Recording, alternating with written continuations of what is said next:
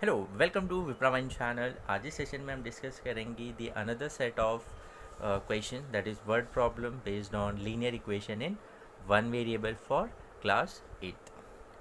So let's start with the session. The first question here is Bachung's father is 26 years younger than Bachung's grandfather and 29 years older than Bachung. The sum of ages of all the three of them is 135 years. So what is the age of each of them? Okay. सो यहाँ पर अगर आप देखेंगे जो batching के father का जो as है वो बैचिंग के ग्रैंडफादर से कंपेयर किया हुआ है. दैट इज़ फादर जो है वो 26 ईयर्स यंगर है than the grandfather and plus father का जो एज है वो बैचिंग के एज से भी कंपेयर किया हुआ है. That father is 29 years older than Bhaichung. तो दोनों केस में जो कंपैरिजन है उसमें फादर को एज अ कॉमन लिया गया. तो यहाँ पर हम क्या करेंगे, अभी हमने देखा लीनियर इक्वेशन में जब वर्ड प्रॉब्लम होता है तो वहाँ पर जो हमको फाइंड आउट करना है तो उसको हम अज्यूम करते हैं. तो यहाँ पर हम किसका एज अज्यूम करेंगे? So will assume the age of father because यहाँ पर फादर का ही एज दोनों में कॉमन कंपैरिजन किया हुआ है. So let the age of Baichung's father, let the age of Bachung's father be x years. उनका एज हमने क्या ले लिया? Let it be x years. Okay. So अगर बैचिंग के फादर का एज x years है तो उनके ग्रैंडफादर का मतलब इसके बैचिंग्स के ग्रैंडफादर का एज क्या होगा? It will B therefore the age of Bachung's grandfather will be how much? यहाँ पर बोला है जो बैचिंग के जो फादर है वो 26 ईयर्स यंगर है. तो अगर उनका एज x है, फादर का एज x है, तो ग्रैंडफादर का एज क्या होगा? x plus 26. वो 26 ईयर्स बड़े होंगे. मतलब अगर फादर 26 ईयर छोटे हैं तो that means in another way से अगर हम बोले तो बैचुंग के जो ग्रैंडफादर है वो 26 ईयर्स बड़े हैं. तो अगर बैचुंग के फादर का एज x ईयर्स है तो ग्रैंडफादर का एज क्या होगा? x प्लस 26 होगा.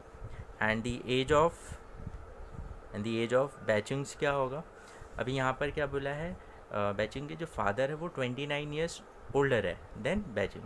तो इसका मतलब क्या हुआ? अगर बैचुंग का फादर का एज हमने x ले लिया है तो अभी बैचिंग का एज क्या होगा?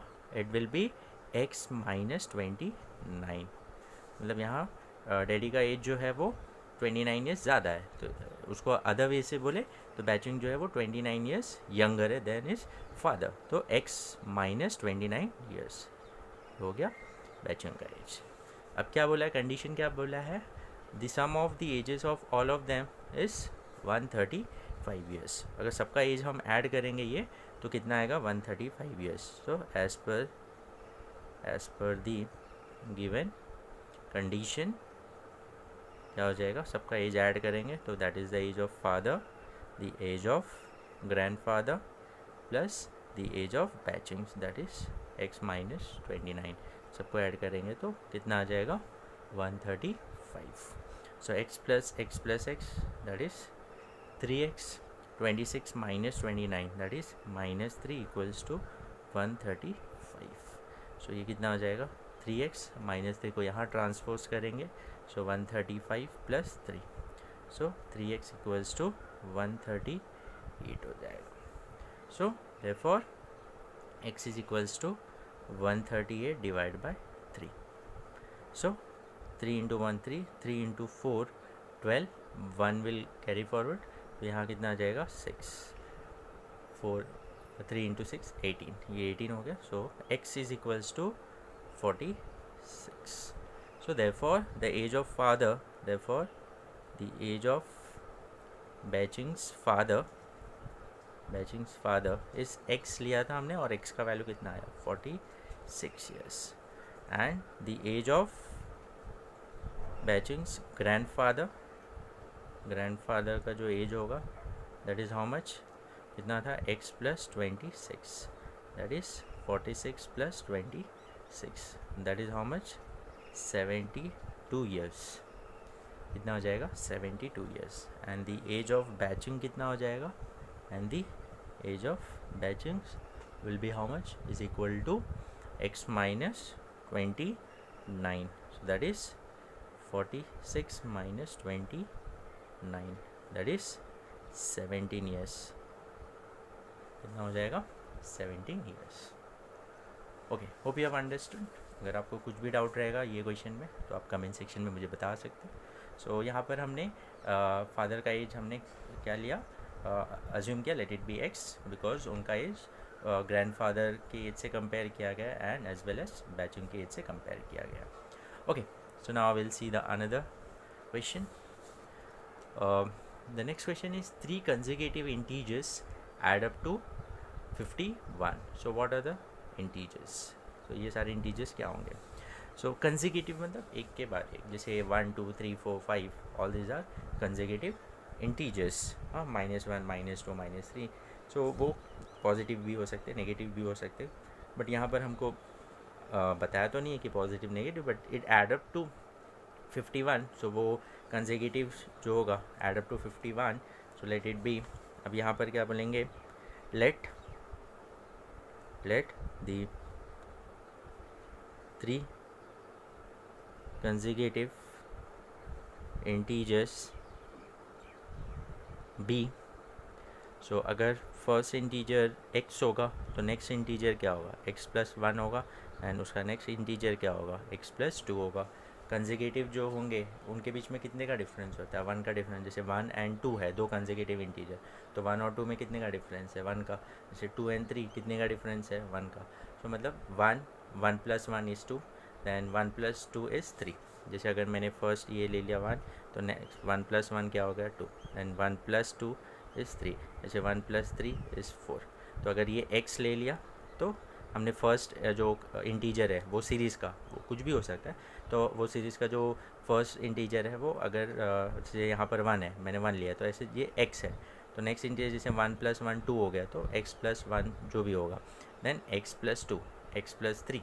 तो यहाँ पर हमको 3 कंसेक्यूटिव ही बोला है, तो x पहला, नेक्स्ट x प्लस 1 होगा, उससे 1 ज़्यादा होगा, नेक्स्ट जो होगा x प्लस 2, 2 ज़्यादा होगा. सो अगर ये 3 कंसेक्यूटिव इंटीजर्स है, so now as per the given condition क्या बोला है, the 3 consecutive add up to 51.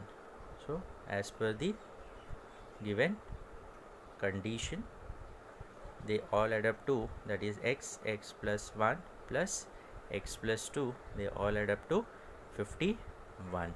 So x plus x, that is 3x plus 1 plus 2 is 3 equals to 51. So it will be 3x equals to 51 minus 3.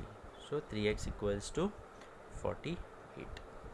So x is equal to, ये कितना आ जाएगा, 48 divide by 3, 16. So x का value कितना आ गया, 16. सो इसमें जो 3 consecutive है उसमें फर्स्ट जो नंबर है वो 16 है, तो सेकेंड नंबर क्या होगा, x plus 1, that is 16 plus 1, that is 17. Next number क्या होगा, x plus 2, that is 16 plus 2, that is 18.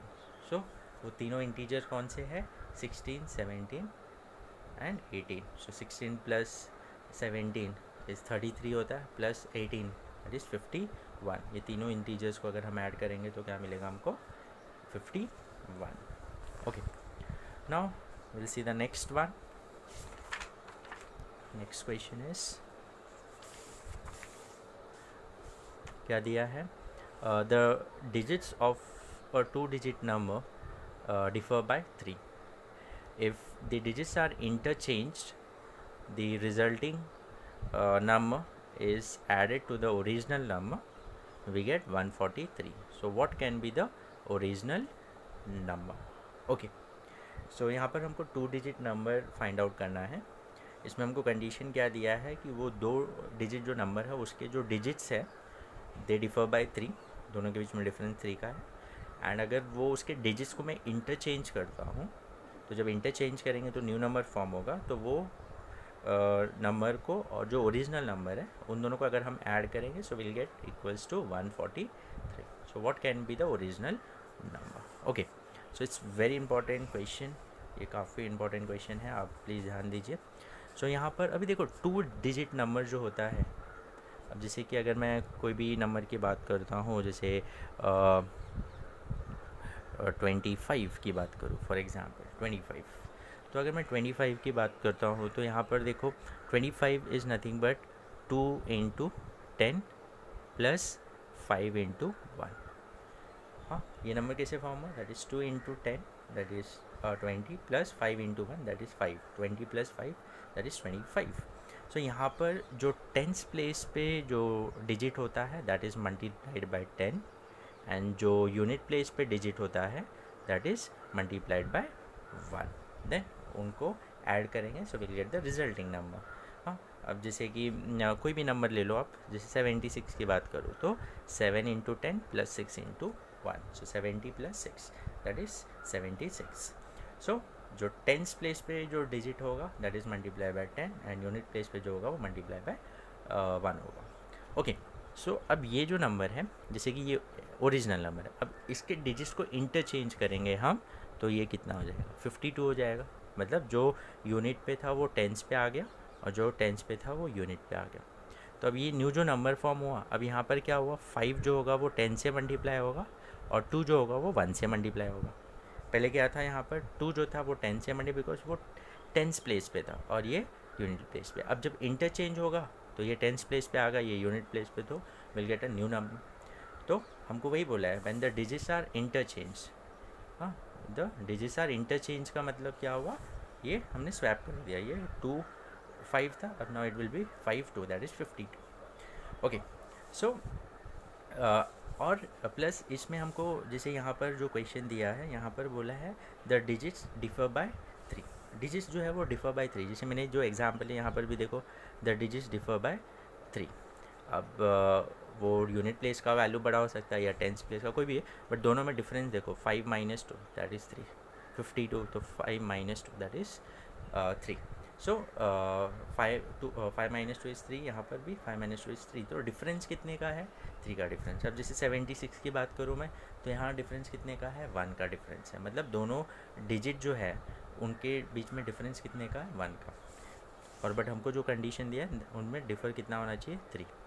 Okay, so please ध्यान दीजिए यहाँ पर।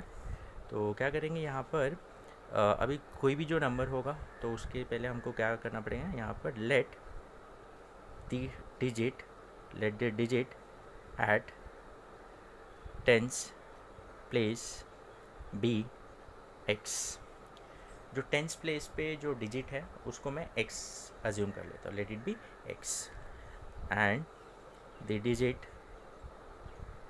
Eight units place is equal to x plus 3 ले लेते हैं हम। मतलब वो 3 क्या है?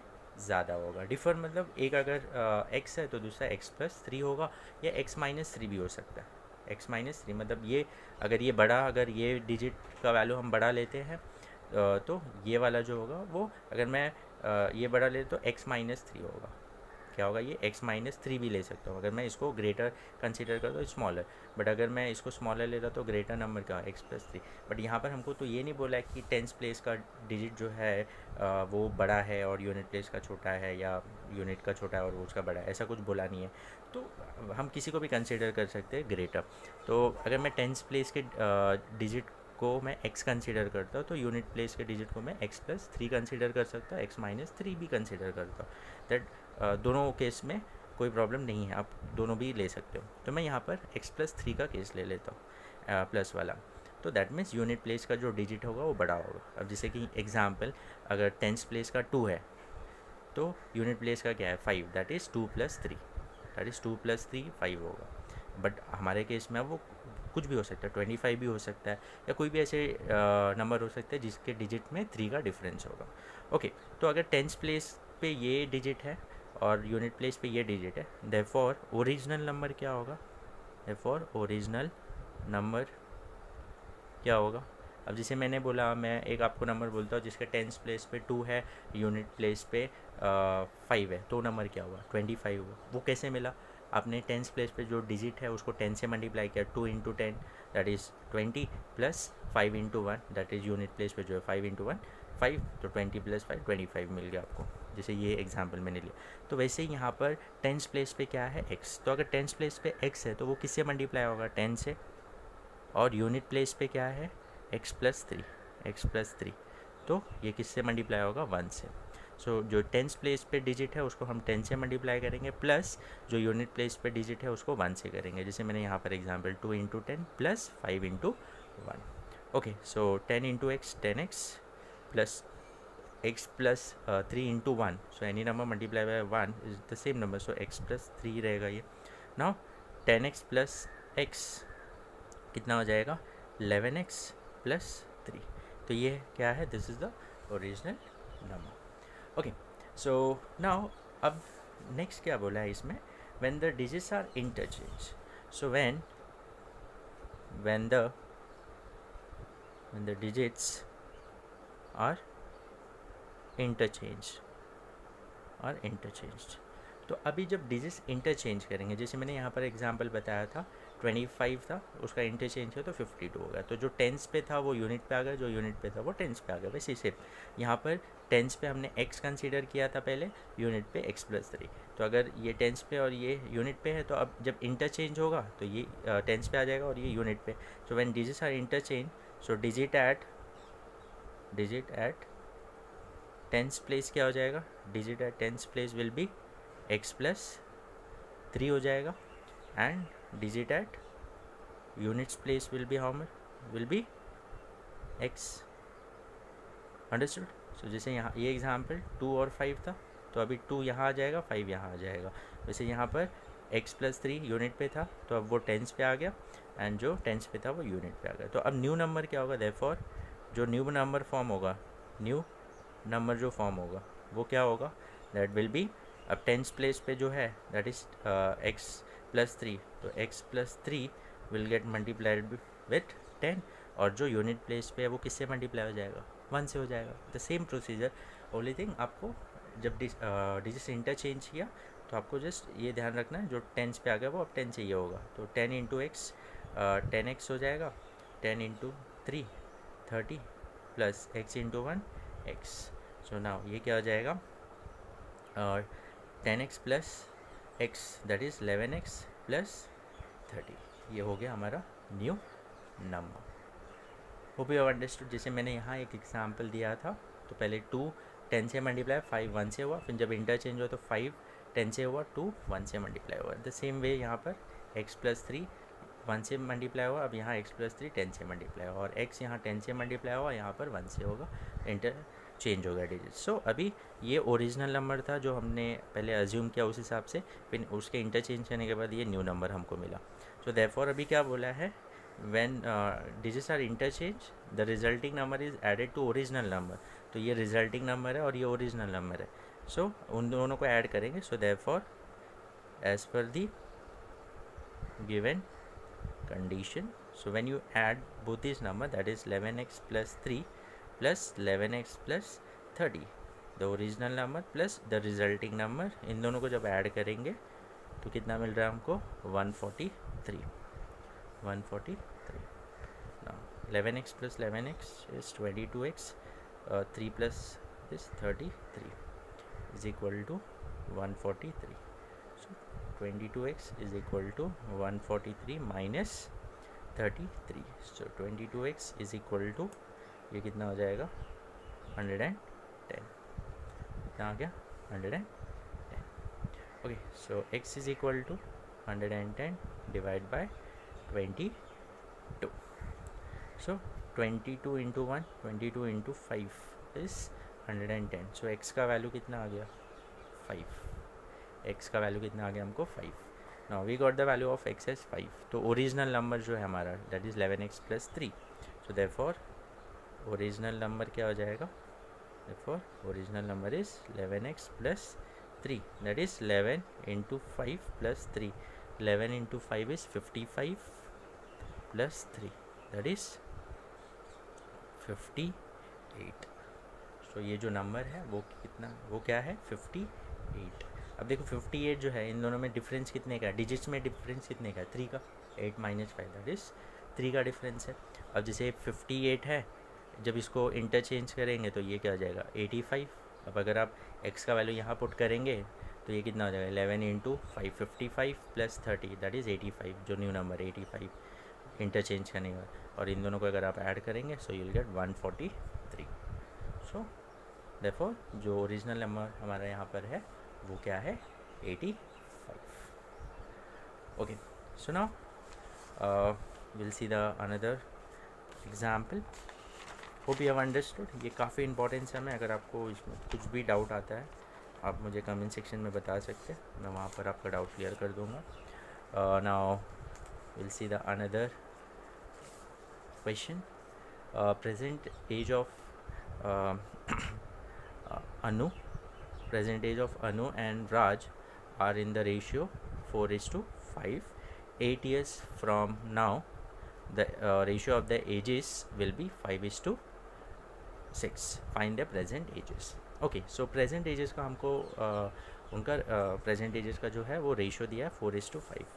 तो क्या करेंगे, now let the common multiple be x. हमको रेशियो क्या दिया 4:5, क्योंकि जब हम रेशियो लेते हैं तो उनमें जो कॉमन फैक्टर होगा वो क्या हो जाता है, कैंसिल आउट हो जाता है, दोनों में जो कॉमन फैक्टर होगा.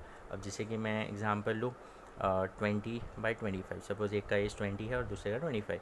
तो अगर मैं इसको डिवाइड करता हूँ तो 5 4 5 × 5 that is 25.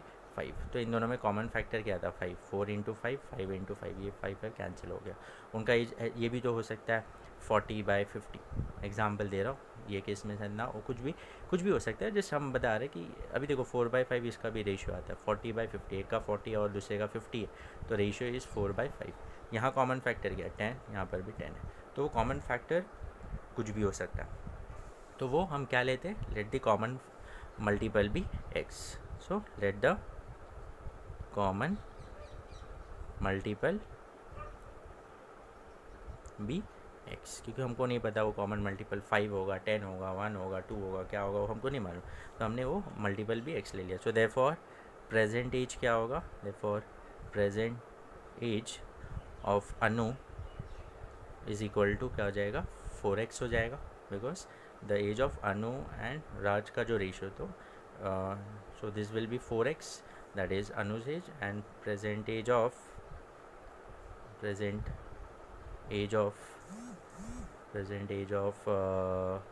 Raj will be 5x, आ जाएगा 5x. ओके, सो नाउ अभी क्या बोला है, 8 years from now the ratio of the ages will be 5:6. okay, so ये present ages है. so after 5 years, so after 8 years, sorry, after 8 years हमको बोला है after 8 years. so 8 years from now, that is after 8 years. so Anu's age will be how much, Anu's age अभी present age क्या है 4x. तो 8 साल बाद कितना होगा 4x + 8 हो जाएगा. एंड राज एज क्या हो जाएगा, Raj age will be equals to 5x + 8 हो जाएगा. हाँ, so that much years. so this is the age after 8 years. तो हमको बोला after 8 years, that is 8 years from now, the ratio of the ages will be 5:6. so अब ये therefore as per the given condition, तो 8 years के बाद जो as है, so that is 4x + 8 and 5x + 8. ये जो एज का जो रेशियो है वो किसके बराबर है, that is 5:6. So it will B 5/6. अब ऐसे टाइप में हम क्या करते हैं, क्रॉस मल्टीप्लाई करते हैं. So 6 bracket 4x + 8 is equals to 5x + 8. so it will be 24x + 48 is equals to 25x + 40. so now अब ये क्या हो जाएगा 24x, 25 को यहाँ ट्रांसपोज करेंगे तो -25 इज इक्वल टू 40 एंड 48 यहाँ ट्रांसपोज तो -48. 24 - 25 that is -1x, that is -x equals to -8. So -1 से दोनों साइड अगर हम मल्टीप्लाई तो -- will get cancel. So x equals to 8 हो जाएगा. सो therefore the value of x is 8. so present age of Anu is 4x. so Anu's present age क्या होगा is 4x. so that is 4 × 8, that is 32 years. क्या है 32 years. and present age of Raj is 5x. so 5 × 8, that is 40 years. So एक का as है 32 and एक का as है 40 years. So these are the present ages. Hope you have understood. Still, if you have any doubt in any of the question, you can write in the comment section. Thank you.